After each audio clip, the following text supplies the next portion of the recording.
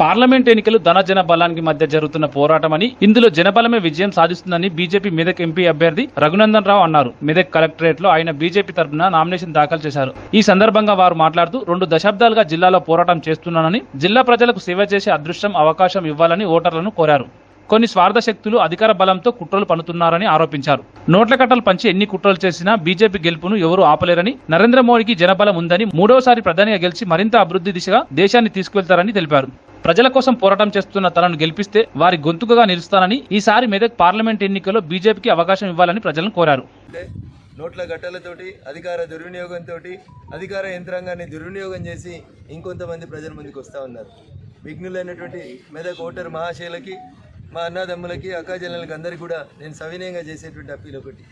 దాదాపు 2 దశాబ్దాలుగా ఈ జిల్లా సమస్యల మీద అలుపెరగకుండా పోరాడుతున్నటువంటి నన్ను నరేంద్ర మోడీ గారి నాయకత్వంలో భారతీయ జనతా పార్టీ 3వసారి అధికారంలోకి రానున్నటువంటి సందర్భంలో ఆశీర్వదించి పంపినట్లయితే ఇప్పటిదాకా కొనసాగించినటువంటి అభివృద్ధి కార్యక్రమాలని మరింత వేగవంతం చేయడంతో పాటు మెదక్ జిల్లాకి ఒక గుర్తింపుని, మెదక్ పార్లమెంటుని దేశ స్థాయి లోపల గౌరవం పెంచే రీతి లోపల పనిచేస్తాను. కాబట్టి మెదక్ పార్లమెంట్ నియోజకవర్గ పరిధిలో ఉన్నటువంటి ఓటర్ మహాశయులందరికీ కూడా ధనబలానికి జనబలానికి జరుగుతున్నటువంటి ఈ యుద్ధంలో ఆ రాముడి అండతో ఆశీస్సులతో మీ ముందుకు వస్తున్నటువంటి నన్ను ఆశీర్వదించమని, మందబలం, ఖండబలం, డబ్బు బలం లేకపోయినప్పటికీ గొంతుతో, నోటితో ప్రజా సమస్యలే నా ఎజెండాగా, వాయిస్ ఆఫ్ ద వాయిస్లెస్గా, పేద ప్రజల గొంతుకగా, ఎవరైతే మాట్లాడలేం, చట్టసభలో మా హక్కులు వినబడతలేవని బాధపడుతున్నారో ఆ ప్రజల గొంతుకగా రఘునందన్ని దీవించండి, ఆశీర్వదించండి అని మెదక్ పార్లమెంట్ నియోజకవర్గ ఓటర్ మహాశయులందరూ కూడా సవినయంగా అప్పీల్ చేస్తూ ఉన్నాను. జై హింద్,